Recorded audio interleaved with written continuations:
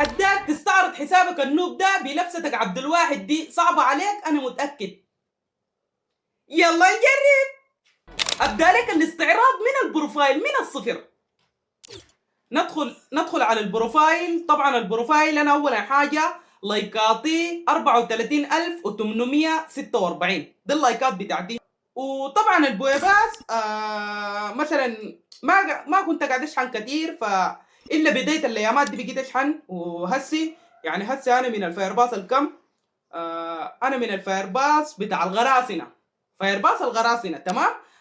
تعالوا نشوف انا شايل كم مره بطولي في باتل رويال المصنف. شايل كم بطولي؟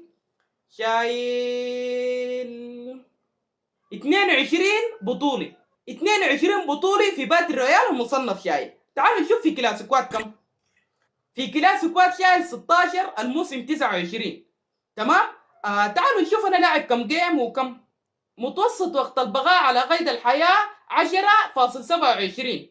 كويس والله ما شاء الله، يعني قاعد اقعد قريب للزون الاخير وكده يعني فهمت.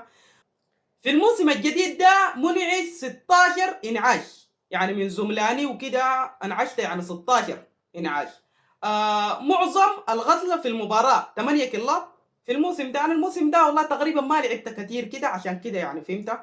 متوسط الضرر لكل مباراة 1323، ده متوسط في كل مباراة. يعني انا بطلع بال 1300 دي يعني متوسط، دي على الاقل. يعني انا لو وقعت نوك في بداية الجيم يعني. تاني في شنو؟ تلغراس 76. تلغراس 76، 76% ولا 76 كم؟ ربك عليم. لكن شكلي انا اوي المحل اللي حيفاجئكم الخزنة. طبعا تعالوا نمشي للخزنة. انا حختار شخص عشوائي اشحن له شرط انه يكون عامل القلب احمر ومتابع الصفحة.